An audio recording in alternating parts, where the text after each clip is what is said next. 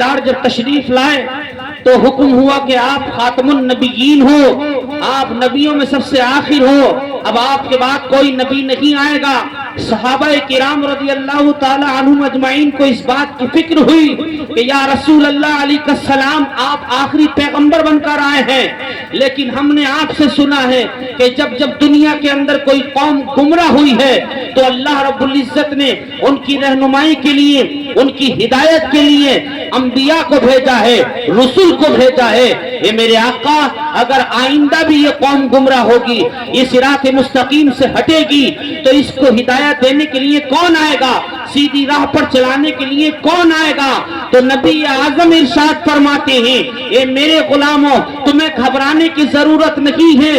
اللہ رب العزت جس طرح قوموں کو بدلنے کے لیے، انسانوں کو سدھارنے کے لیے نبیوں کو بھیجا کرتا تھا، اب اسی طرح میرے بعد نبی تو نہیں آئے گا، لیکن میری امت میں اللہ رب العزت عالم دین کو بھیجے گا، علماء کو بھیجے گا۔ نعرے تکبیر، نعرے رسالت، مسلک اعلی حضرت، مذہب اسلام، سرکار کی آمد، آقا کی آمد، دلدار کی آمد، مکی کی آمد، سوڑے کی آمد۔ ذرا اونچا بولو، ذرا زور سے بولو، پیچھے والے بھی بولو۔ سرور کی آمد، حضرت اللہ مفتی مراد رضا اسحاقی صاحب قبلہ، جشن عید میلاد النبی، سرکار کی آمد۔ نعرے تکبیر، نعرے رسالت۔ جو دین کا کام انبیاء کرتے تھے، دین سکھاتے تھے، وہ کام آج کے دور میں علماء کرام کر رہے ہیں، مسجدوں کے امام کر رہے ہیں۔ آج اللہ کا نام آپ کو کون سکھاتا ہے؟ وضو اور غسل کے فرائض آپ کو کون سکھاتا ہے؟ تمہارے چھوٹے چھوٹے بچوں کو قرآن کی تعلیم کون دیتا ہے؟ کس نے بتایا اللہ ایک ہے؟ کس نے بتایا شریعت کیا ہوتی ہے؟ آج حرام اور حلال کے بارے میں کون بتاتا ہے؟ تو آپ بھی جانتے ہو، سب کو معلوم ہے کہ واقعی دین اگر ہمیں مل رہا ہے تو اسی مسجد اور مدرسوں سے مل رہا ہے۔ دین آپ کو واقعی مسجد اور مدرسوں سے ملا ہے اور ملتا رہے گا، اور جب تک لوگ مسجد اور مدرسوں سے جڑے ہوئے تھے وہ لوگ کامیاب بھی ہوا کرتے تھے، لیکن جب سے یہ موبائل فون آیا لوگ مسجدوں سے دور ہو گئے۔ پہلے لوگ اماموں کے پاس بیٹھ کر دین کی باتیں کیا کرتے تھے، دین سیکھا کرتے تھے۔ آج ائمہ کے پاس بیٹھنے کی فرصت نہیں ہے، کیونکہ اس کا سارا وقت موبائل پر گزر رہا ہے۔ پہلے لوگ راتوں میں اٹھ کر تہجد پڑھا کرتے تھے، آج اٹھنے کا موقع ہی کہاں مل رہا ہے؟ جب رات کے 2 بجے سویا جائے گا تو کون اٹھ جائے گا؟ موبائل چلا کر ہمارا نوجوان رات کے 1 بجے 2 بجے سوتا ہے، وہ کہاں سے تہجد پڑھے گا؟ جس نے فرض نماز نہیں پڑھی ہو وہ سنت اور نفل کیا پڑھے گا؟ آپ سوچ رہے ہوں گے کہ یہ معمولی سی بات ہے، یہ بات یاد رکھو، حشر کے دن سب سے پہلے نماز کے بارے میں سوال کیا جائے گا۔ اگر آپ پہلے سوال میں ہی فیل ہو گئے تو آپ کو آگے بڑھنے نہیں دیا جائے گا۔ پہلے اس سوال میں جو فیل ہوئے وہ اس کو بتاؤ کہ یہ تم نے نماز پڑھی یا نہیں پڑھی، جس پوچھا جا رہا ہے اس کے بارے میں ڈیٹیل سے بتاؤ، کتنی پڑھی ہے، کتنی چھوڑی ہے، کس طرح پڑھی ہے، صحیح پڑھی ہے، غلط پڑھی ہے، کیسے پڑھی ہے، سب کچھ بتانا پڑے گا۔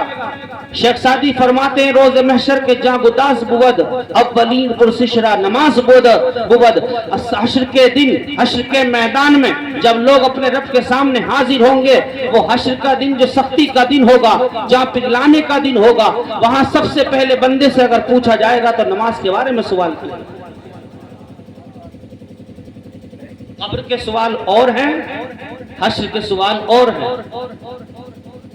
آپ سمجھ رہے ہیں زندگی ایسی چلتی رہے گی؟ نہیں، آپ کو بدلنا ہوگا۔ جلسوں کی رونق لوگوں نے ختم کر کے رکھ دی ہے۔ ابھی یہی ناچنے گانے کا رواج ہوتا، یہاں ناچنے گانے کا پروگرام ہوتا تو اس جگہ پر قدم رکھنے کی جگہ نہیں ہوتی۔ اس بات سے اندازہ لگ رہا ہے کہ اتنی بڑی بستی میں آج نبی کا جلسہ ہو رہا ہے تو چند مسلمان نظر آ رہے ہیں۔ اسی بات سے اندازہ لگ رہا ہے کہ یہاں دین سے کتنی محبت ہے، نبی آدم سے کتنی محبت ہے لوگوں کو۔ ورنہ ہم نے تو عاشقوں کو دیکھا ہے کہ وہ رات و دن اللہ کا ذکر کرتے ہیں، رسول اللہ کا ذکر کرتے ہیں، جب تک حضور پر درود نہیں پڑھتے، جب تک خدا کی بارگاہ میں سر نہیں جھکا لیتے ہیں، انہیں نہ ان کا دن اچھا گزرتا ہے، نہ رات اچھی گزرتی ہے، ان کی زندگی میں کوئی سکون ہی نہیں ہوتا ہے۔ مومن وہی ہوا کرتا ہے جس کا سکون اللہ اور اس کے رسول کے ذکر میں ہوا کرتا ہے۔ واہ زندہ باد، سبحان اللہ سبحان اللہ۔ کیا یہ جلسے کچھ آپ کو فائدہ نہیں دیتے ہیں؟ جلسے بہت بڑا کام کرتے ہیں۔ جلسوں سے بڑے بڑے عالم تیار ہو گئے، جلسوں سے بڑے بڑے مفتی تیار ہو گئے، جلسوں سے لوگوں نے اپنے چہروں پہ حضور کی سنت داڑھی شریف کو سجا لیا۔ جلسوں میں آ کر لوگ بے نمازی تھے، لیکن جب آئے اور واپس گئے تو بے نمازی نہیں بلکہ نمازی بن کر گئے۔ کتنے شرابی، شراب پینے کی عادت تھی، لیکن انہوں نے علماء کی تقریر کو سنا، قرآن کو سنا، مصطفیٰ کی حدیث کو سنا۔ اللہ نے اس محفل کی برکت سے اسے وہ توفیق عطا فرمائی کہ جلسے میں آیا تھا تو شرابی تھا، لیکن جلسے سے اٹھ کر گیا ہے تو شراب چھوڑنے کی توبہ کر کے گیا۔ آپ تاریخ پڑھیے، جلسہ جب بھی ہوتا تھا تو کامیاب ہوتا تھا، جلسے جب ہوتے تھے تو قوم میں انقلاب آتا تھا، لیکن آج انقلاب نہیں آتا ہے۔ تھوڑا جلسوں کی حالت بھی ایسی ہے کہ جلسوں میں ان لوگوں کو بلایا جاتا ہے جن کو خود کچھ تمیز نہیں ہوا کرتا ہے، لیکن آپ کی بستی کے، آپ کے بچے نے، آپ کے بیٹے نے، مولانا عبد الرحمن صاحب نے یہ نہیں سوچا کہ بھیڑ آئے گی نہیں آئے گی، جلسے کے اندر اسٹیج پر بہت مولوی اکٹھے ہوں گے یا نہیں ہوں گے، کوئی کسی کا ساتھ نہیں دیتا ہے۔ آج کا دور ایسا ہے، جس کی ٹیم کو بلاؤ گے اسی کی ٹیم اس کا ساتھ دے گی۔ آج کل ایسا دور بن گیا ہے۔ حق بات ہے حضرت۔ جس کی دکان والے کو بلاؤ گے وہی اس کے ساتھ بیٹھا ہوا ہوگا۔ آج کل گروہ بندی چل رہی ہے، پارٹی بندی چل رہی ہے، ہر میدان میں پارٹی بندی ہو رہی ہے۔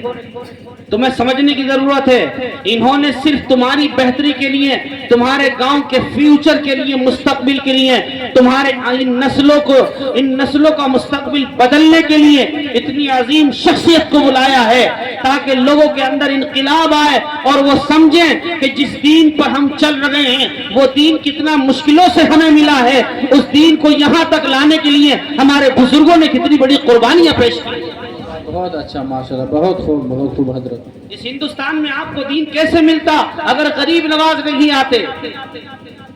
اور غریب نواز کوئی ایسے نہیں آ گئے تھے ٹہلتے ٹہلتے، غریب نواز کو مدینے والے مصطفیٰ نے بھیجا تھا۔ نبی اعظم کو تمہاری فکر تھی، ہندوستان والوں کی فکر تھی، تو حضور نے غریب نواز کو بھیجا اور حکم ہوا جاؤ ہندوستان کے سرزمین پہ دین کا کام کرو۔ آج آپ نے دیکھا نہیں، آپ کی مسجدوں میں امام کہاں کے ہوتے ہیں؟ اتفاق سے کوئی بستی کا ہوتا، بستی والے کو پہلے تو رکھتے ہی نہیں ہیں لوگ، کیونکہ بستی والا سب سے برا ہوتا ہے۔ باہر والا چاہے کہیں سے آیا ہو، کیسے ہی ہو، وہ سب سے اچھا، جو بستی والا ہے وہ اچھا نہیں ہے۔ نفرتیں اتنی بڑھ گئی ہیں کہ اپنوں کی قدر لوگوں نے بھلا دی ہے۔ نفرتوں کا معیار اتنا اونچا کر لیا ہے کہ اپنی بستی میں پلنے والا حافظ قرآن، اس کی کوئی حیثیت نہیں، اس کی کوئی ویلیو نہیں، لیکن پھر بھی تمہاری مسجدوں کو آباد کیا جا رہا ہے۔ تم بستی والوں کو رکھو یا مت رکھو وہ یہی کہتے ہیں، چاہے باہر کا رکھو، لیکن ہمارے لیے سب سے بڑی خوشی کی بات یہ ہوگی کہ مسجد کے اندر 5 وقت کی اذان ہوتی رہے اور جماعت کے ساتھ نماز ہوتی رہے۔ جی بے شک، بہت اچھا پیغام۔ پیغمبر اکرم حضور تاجدار مدینہ صلی اللہ تعالی علیہ وسلم اس پرفتن دور میں تشریف لائے، ایسا دور کہ انسان کا دنیا کے اندر جینا مشکل ہو گیا تھا۔ قتل اتنا عام تھا کہ ایک بار اگر جنگ کسی سے ہو جاتی تھی تو وہ صدیوں تک چلتی رہتی تھی۔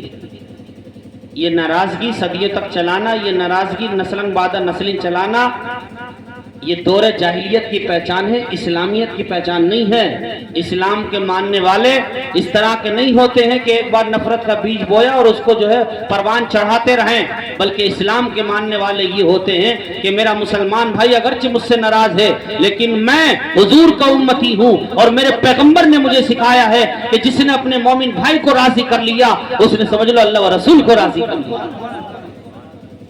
حضور یہ سارے فتنے مٹانے کے لیے آئے تھے، پیغمبر دنیا سے ظلمت دور کرنے کے لیے آئے تھے۔ جہاں تاریک تھا، ظلمت کدا تھا، سخت کالا تھا، جہاں یعنی پوری دنیا اندھیرے میں تھی، ظلمت میں ڈوبی ہوئی تھی، چاروں طرف اندھیرا ہی اندھیرا، تاریکی چھائی ہوئی تھی، جہاں تاریک تھا، ظلمت کدا تھا، سخت کالا تھا، کوئی پردے سے کیا نکلا کہ گھر گھر میں اجالا تھا۔ سبحان اللہ، نعرے تکبیر، نعرے رسالت، مذہب اسلام، مسلک اعلی حضرت، عشق و محبت، عشق و محبت، سرکار کی آمد، 1500 سالہ جشن ولادت، جشن عید میلاد النبی، حضرت العلامہ مفتی مراد رضا اسحاقی صاحب قبلہ۔ آپ توجہ کریں، جب حضور تشریف نہیں لائے تھے تو اگر کسی کے باپ کا انتقال ہو گیا تو ان بچوں کی جو زمین ہوا کرتی تھی، جو جائیداد ہوا کرتی تھی، اس پر باہر والے قبضہ کر لیا کرتے تھے۔ آج اس طرح کے لوگ پائے جاتے نہیں پائے جاتے ہیں؟ ٹائٹل وہ یہ لگاتے ہیں کہ ہم دیکھ بھال کر رہے ہیں، نام یہ روشن کرتے ہیں وہ کہ ہم نے ان کی ذمہ داری لے لی ہے، لیکن ان کی نیت میں کھوٹ ہوتی ہے۔ یہ طریقہ مصطفیٰ کے غلاموں کا نہیں ہے، یہ طریقہ ان بےہودہ اوباش لوگوں کا تھا جنہوں نے اس طرح کے برے کام انجام دیے۔ میرے نبی تشریف لائے اور پورے سسٹم کو بدل دیا کہ اب کوئی بھی کسی یتیم کی جائیداد پہ قبضہ نہیں کرے گا، بلکہ سرکار صلی اللہ تعالی علیہ وسلم نے یہ میسج دیا کہ یتیم اس کی جائیداد چھیننے کے لیے نہیں ہوا کرتا ہے، یتیم تو وہ چیز ہوتی ہے کہ اس کے سر پہ اگر آپ ہاتھ رکھو گے تو اللہ تبارک و تعالی اس کی پرورش کی برکت سے تمہاری روزی روٹی میں برکت عطا فرمائے۔ عورتوں پر ظلم ہوتا تھا، لڑکیوں کو زندہ دفن کیا جاتا تھا، شراب پینے کا رواج عام تھا، ہر گھر میں شراب کے مٹکے موجود ہوتے تھے، شراب اتنی پی جاتی تھی کہ کوئی کھانا ان کا خالی نہیں جاتا تھا جس میں شراب نہیں پی جاتی ہو۔ لیکن جب قرآن کے اندر آیت کریمہ نازل ہوئی کہ شراب حرام ہے، جوا حرام ہے، کہہ دو قل فیہما اسم کبیر، جوئے میں اور شراب پینے میں اور جوا کھیلنے میں اس میں بہت بڑا گناہ ہے۔ تو صحابہ کرام کے گھروں میں جو شراب کے مٹکے رکھے ہوئے تھے جس میں کئی ہزار کئی لاکھوں کا مال تھا، سب انہوں نے اسی طرح توڑ دیے تھے۔ انہوں نے یہ ثابت کر دیا تھا کہ زندگی ایسے نہیں گزاری جائے گی جو زندگی ہمارا نفس کہتا ہے کہ زندگی ایسے گزارو، اب زندگی نفس کے مطابق نہیں گزاری جائے گی، زندگی گزاری جائے گی تو مصطفیٰ کے فرمان کے مطابق گزاری جائے گی۔ سود بیاس کا کام دنیا میں برسوں سے چلا آ رہا ہے۔ یہ دنیا نے جب ترقی کی ہے تو اپنے کمزور لوگوں کو ستانا شروع کر دیا ہے، اور آج بھی آپ دیکھ لو، جب تک غریب رہتا ہے انسان ٹھیک رہتا ہے، جیسے ہی پاورفل ہوتا ہے، کوئی پد مل جائے، طاقت مل جائے، پیسہ مل جائے تو وہ غریبوں کو ستانا شروع کر دیتا ہے۔ سمجھ رہے ہیں آپ؟